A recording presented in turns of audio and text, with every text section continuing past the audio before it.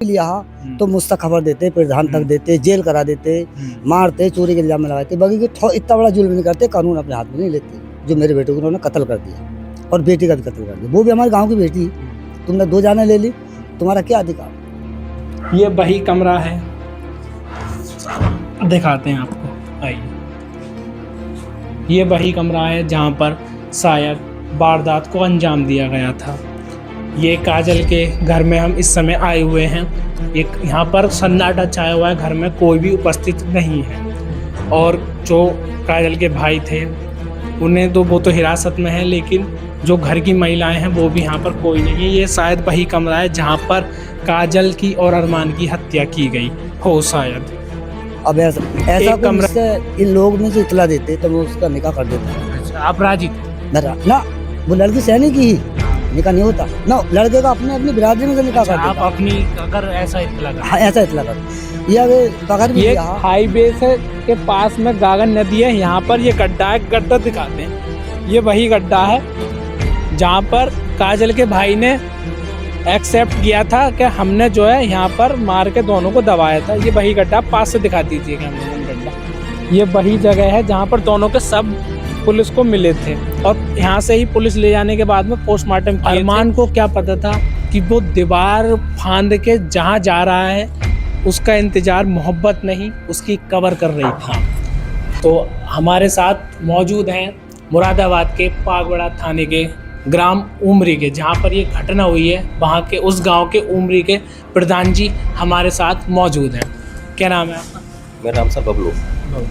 हाँ, तो क्या कुछ मामला है यहाँ का? मामला सर ये सुनने में आया कि कुछ समय से में प्रेम प्रसंग चल रहा था। प्रेम प्रसंग लोग को लेकर ही कुछ दिनों से लोग बाग की नज़र में होगा, लेकिन पता नहीं चल पाया। अभी संडे की शाम रात की बात है कि 18 जनवरी की रात की ये सुनने में आया कि लड़का लड़की के घर पहुंच गया था। हाँ, लड़की के इस भाई ने मौजूदगी में देख लिया गया और उसी वक्त उसे काम को अंजाम दे दिया गया। मतलब दोनों के उत्तेजना में आकर आपा खो दिया गया और उन्होंने दोनों की हत्या करके सबको इधर नीम करौली मंदिर के आसपास दफना दिया गया। जी जी। मेरा बेटा शाम को, इतवार की शाम को 9 बजे से गायब हुआ। मुझे ये नहीं पता चला मेरा बेटा कहाँ गया। नहीं जाने से मालूम होता तो मैं तो कथा नहीं करता कोई। अभी तक कह रहा हूँ, फोन की आखिरी कॉल किससे हुई मेरे बेटे की, स्विच ऑफ गया फिर 9 बजे के बाद। तो आखिरी कॉल या मेरे बेटे ने करी, लड़की ने फोन करके बुलवाया। वो भी सच्चाई मेरे सामने आनी चाहिए। अच्छा, आप चाहते हैं निष्पक्ष जांच हो और जो बेकसूर न जाए, निष्पक्ष जांच हो। जो भी बात है वो पुलिस जो है सामने जांच हो, निष्पक्ष। मतलब आपका कहने का मतलब है आपको न्याय मिले, इंसान मिले और कोई बेकसूर लड़की पक्ष की तरफ से भी तहरीर दी गई, उधर से भी तहरीर दी गई कि लड़का हमारा गुमशुदगी है। अच्छा, गुमशुदा की तहरीर दी गई थी, लेकिन पुलिस वालों ने इस शक पर उन्हें उठवा लिया कि भाई तुम्हारी लड़की 18 में गायब हुई है तो इतने दिन बाद तहरीर क्यों दी, तो हटवा देते सुबह को। इस बात पे लड़की के भाई को रोक लिया गया और उससे पूछताछ करी सख्ती के साथ, तो उसने बताया कि इसमें हमारा ही हाथ है। जी, पूछताछ में बताया कि खुलासा किया लड़की के भाई ने, हाँ, कि इसमें हमारा हाथ है, फिर कि हमने ही हत्या की है और हमने दोनों को कत्ल करके हमने फला जगह दफना दिया गया है। तो प्रधान जी से बात करके मामले की हमें जानकारी मिली कि किस तरीके से यहाँ पर मामला हुआ और प्रधान जी का हम धन्यवाद करेंगे कि प्रधान जी ने हमारे साथ जो है कोऑपरेट करा और हमें अपनी जो है गांव की जानकारी दी। धन्यवाद प्रधान जी। ठीक है सर। घटना को बीते 6 दिन हो चुके हैं, जिसमें कि 3 दिन बाद, घटना के 3 दिन बाद पता चला है कि घटना में हम क्या क्या हुआ था लेकिन जब से यहाँ पर पुलिस लगातार, पुलिस की ड्यूटी है, पुलिस को हटाया नहीं गया है।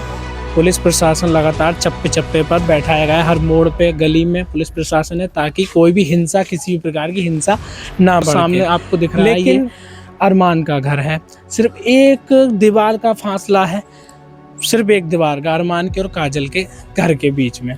आपको हमने घर दिखाया, घर पे इस समय हमें कोई भी मौजूद नहीं मिला। सिर्फ ये इश्क नहीं, आशा एक आग का दरिया है, डूब के जाना है। इसी आग के दरिये के शिकार हुए 2 प्रेमी, अरमान और काजल। नमस्ते दोस्तों, मेरा नाम आकाश, आप देख रहे हैं सत्यविद आकाश की ग्राउंड रिपोर्टिंग। उत्तर प्रदेश के मुरादाबाद का एक दिल दहला देने वाला हादसा मामला सामने आया है। इसमें प्रेमी अरमान और काजल की हत्या कर दी जाती है और गागन किनारे, नदी किनारे गड्ढा खोदकर उन्हें दफन कर दिया जाता है। क्या है पूरा मामला?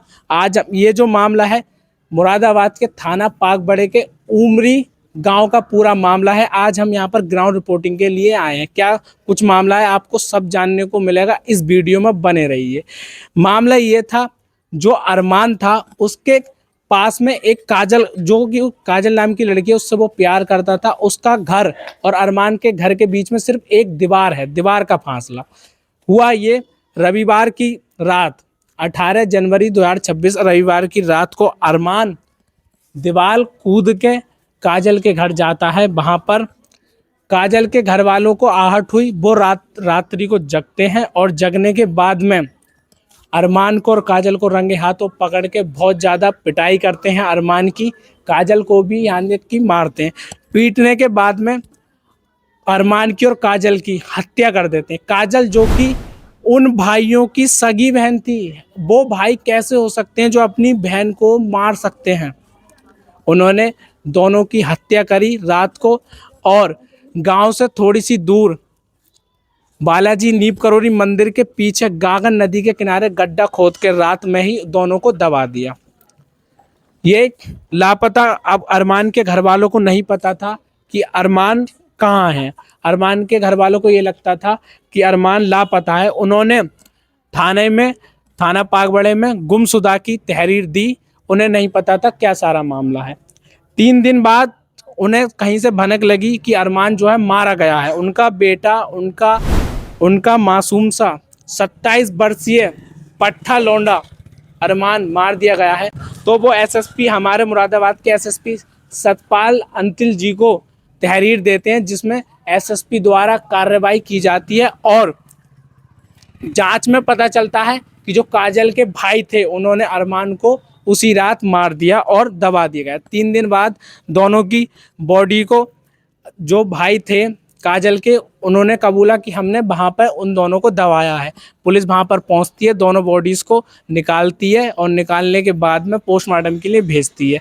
बताया जा रहा है कि पुलिस ने जो काजल के भाई थे उन्हें हिरासत में ले लिया है, उन पर कार्रवाई जारी है। और ये वो गांव है, यहाँ पर अरमान का घर है। थोड़ी सी दूरी पर हम आपको दिखाने वाले घर, अरमान का घर। कैमरामैन लेके आइए। ये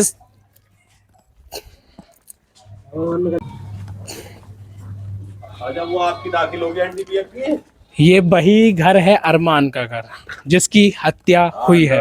ये अरमान का घर है, ये सारा अरमान का घर है। यहाँ पर पुलिस प्रशासन तैनात है ताकि कोई भी किसी प्रकार की कोई भी बातचीत ना हो।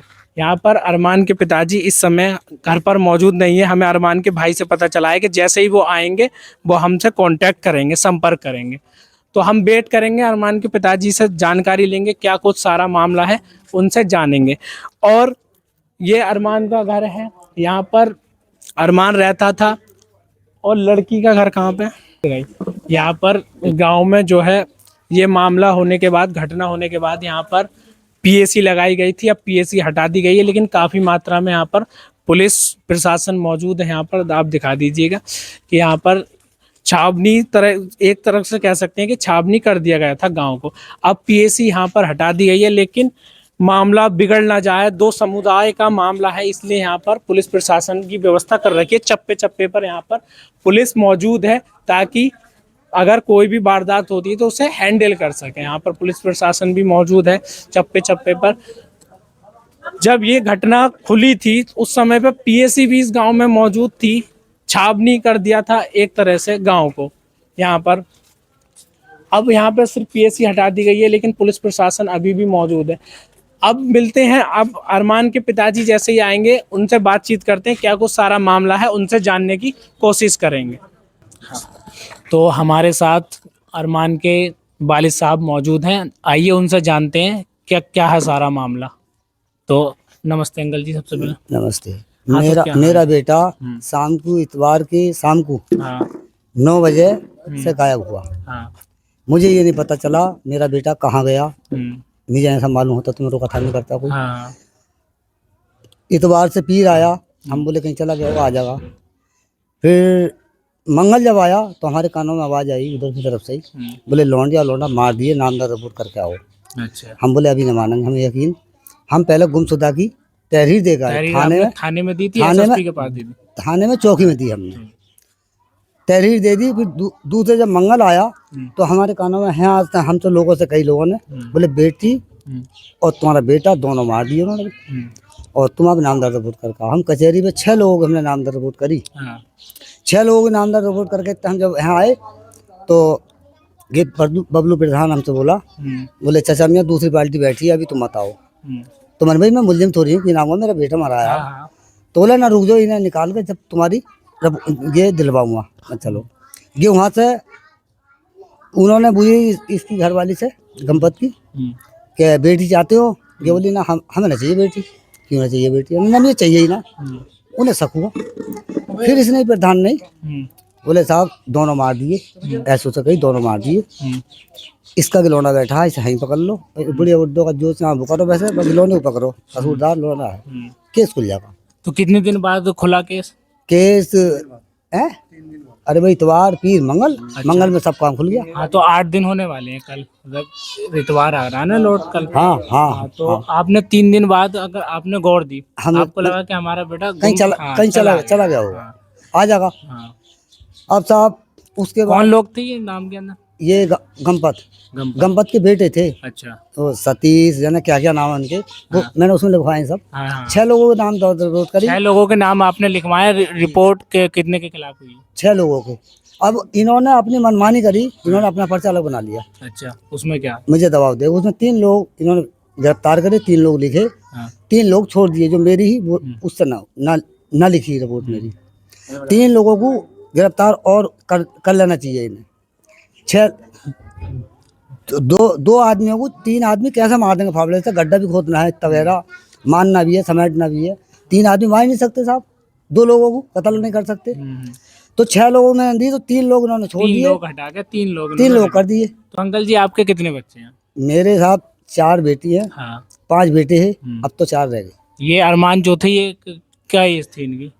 ये 26-27 साल का बेटा है। 26-27। हाँ, तो यहीं पे रहते थे या बाहर कहीं? ये 4 साल सऊदी रहा हुआ, सऊदी अरब में हाँ, काम करते थे? काम फिर करता यहाँ था। पे कितने दिन से? यहाँ साहब झगड़े को 3-4 महीने तो हुए, 3-4 महीने हुए झगड़े को। अभी आया वहाँ से, वहाँ से आने के पत्थर का काम कर रहा है। अच्छा, हाँ, तो अब ऐसा कोई मुझसे इन लोग में से इतला देते तो मैं उसका निकाह कर देता। अच्छा, आप राजी थे? ना वो लड़की सैनिक ही हाँ। निकाह नहीं होता ना, लड़के का अपने अपनी बिरादरी में से निकाह अच्छा, कर आप देता। अपनी अगर ऐसा इत्तला कर? हाँ, ऐसा इतला करते। ये अगर पकड़ भी लिया तो मुझसे खबर देते, प्रधान तक देते, जेल करा देते, मारते, चोरी के इल्जाम में लगाते। बाकी के इतना बड़ा जुल्म नहीं करते, कानून अपने हाथ में नहीं लेते। जो मेरे बेटे को उन्होंने कत्ल कर दिया और बेटी का भी कत्ल कर दिया, वो भी हमारे गाँव की बेटी।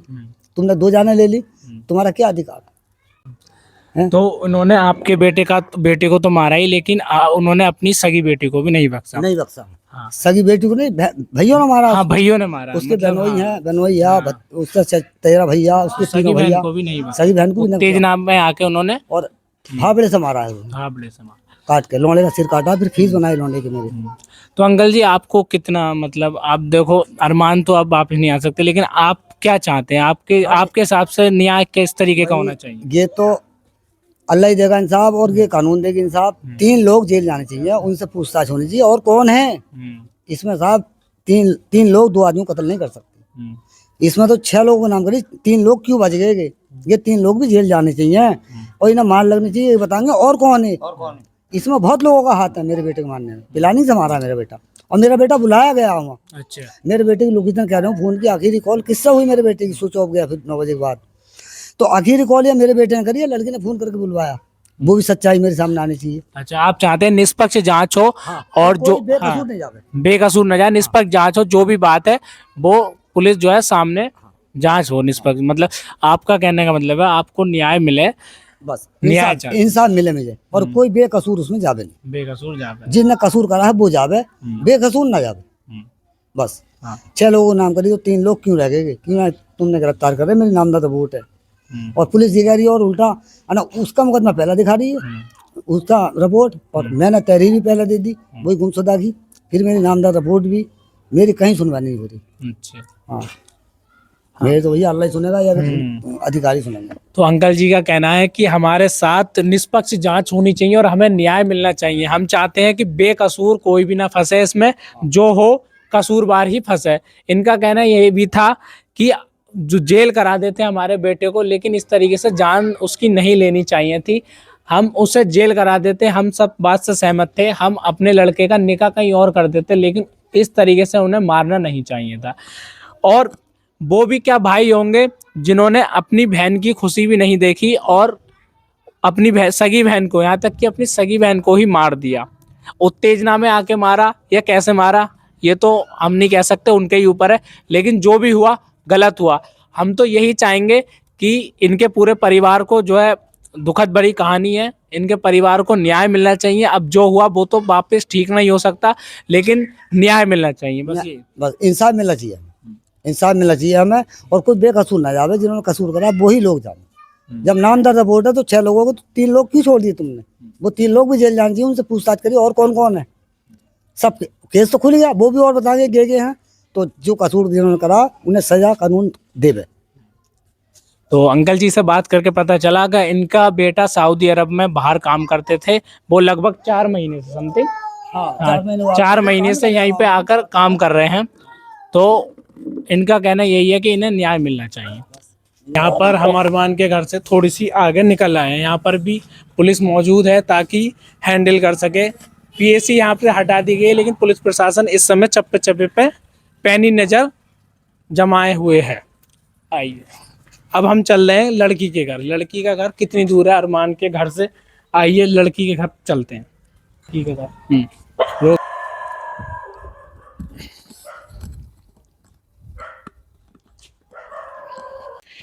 यही है वो लड़की का घर, काजल का घर, जहां पर काजल की और उसके प्रेमी अरमान की, काजल के भाइयों द्वारा हत्या कर दी गई कमरे में।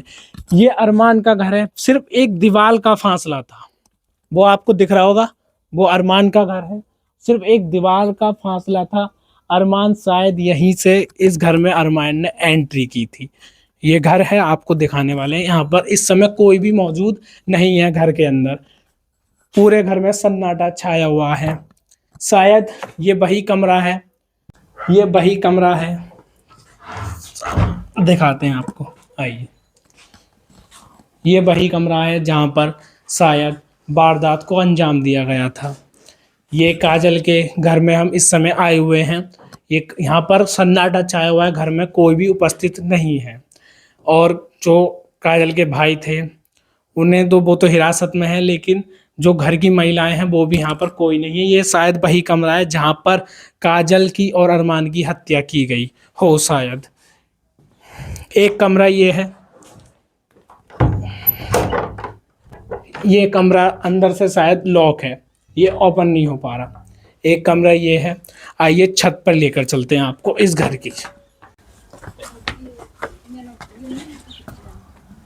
आपको काजल की जो घर है उसकी छत है। एक कमरा यहाँ पर छत पे भी है। और आपको यहाँ पर ड्यूटी लगाई गई है मैम की भी यहाँ पर। और ये जो इस तरीके से यहाँ पर दिखता है, ये जो सामने आपको दिख रहा है, ये अरमान का घर है। सिर्फ एक दीवार का फासला है, सिर्फ एक दीवार का, अरमान के और काजल के घर के बीच में। आपको हमने घर दिखाया। घर पे इस समय हमें कोई भी मौजूद नहीं मिला। सिर्फ एक हमारी जो मैम थी, बस उनकी ड्यूटी लगी हुई है, वही छत पे हमें दिखाई दी पुलिस। और चलिए आगे चलते हैं, वीडियो में क्या कुछ मामला है आपको सारी जानकारी मिलने वाली है। आपने देखा ये वो गली है, ये वो गली है। और इस घर में यहाँ पर कोई भी मौजूद नहीं है। सिर्फ एक मैम थी जिनकी ड्यूटी यहाँ पर लगी हुई है। और यहाँ पर पुलिस की जो है पैरवी लगातार है यहाँ पर, ताकि कोई भी किसी भी तरह की घटना अब अंजाम ना हो। तो हमारे साथ मौजूद हैं मुरादाबाद के पागवाड़ा थाने के ग्राम उमरी के, जहाँ पर ये घटना हुई है, वहाँ के उस गांव के उमरी के प्रधान जी हमारे साथ मौजूद हैं। क्या नाम है आपका? मेरा नाम सर बबलू। जी। हाँ, तो क्या कुछ मामला है यहाँ का? मामला सर ये सुनने में आया कि कुछ समय से में प्रेम प्रसंग चल रहा था। प्रेम प्रसंग लोग को लेकर ही कुछ दिनों से लोग बाग की नज़र में होगा, लेकिन पता नहीं चल पाया। जी। अभी संडे की शाम रात की बात है कि 18 जनवरी की रात की ये सुनने में आया कि लड़का लड़की के घर पहुंच गया था। जी। हाँ, लड़की के इस भाई ने मौजूदगी में देख लिया गया हाँ। और उसी वक्त उसे काम को अंजाम दे दिया गया। मतलब दोनों के उत्तेजना में आकर आपा खो दिया गया और उन्होंने दोनों की हत्या करके सबको इधर नीम करौली मंदिर के आसपास दफना दिया गया। नदी के जी जी। तो प्रधान जी, ये मामले की बात कब खुला? ये मामला कब पता? मामला तो सर ये 21 तारीख में खुला। अच्छा। हाँ, घटना के 3 दिन बाद? जी जी। घटना के लड़की पक्ष की तरफ से भी तहरीर दी गई। अच्छा। उधर से भी तहरीर दी गई कि लड़का हमारा गुमशुदगी है। अच्छा, गुमशुदा की तहरीर दी गई थी तो? लेकिन पुलिस वालों ने इस शक पर उन्हें उठवा लिया कि भाई तुम्हारी लड़की 18 में गायब हुई है तो इतने दिन बाद तहरीर क्यों दी? हाँ, हम तो हाथों हाथ देते सुबह को। इस बात पे लड़की के भाई को रोक लिया गया, उससे पूछताछ करी सख्ती के साथ। तो उसने बताया कि इसमें हमारा ही हाथ है। अच्छा जी। पूछताछ में बताया कि खुलासा गया लड़की के भाई ने, हाँ, कि इसमें हमारा हाथ है। फिर कि हमने ही हत्या की है और हमने दोनों को कत्ल करके हमने फला जगह दफना दिया गया है। अच्छा, तो प्रधान जी से बात करके मामले की हमें जानकारी मिली कि किस तरीके से यहाँ पर मामला हुआ। और प्रधान जी का ये वही जगह है, ये वही गागन नदी है जो मेरे पीछे देख रहे हो, जहाँ पर काजल के भाइयों ने अरमान और काजल को मार के गड्ढा खोद के दबाया था। आइए गड्ढा दिखाते हैं कि कहाँ उनके दोनों के सब मिले थे। लेकर आओ देते।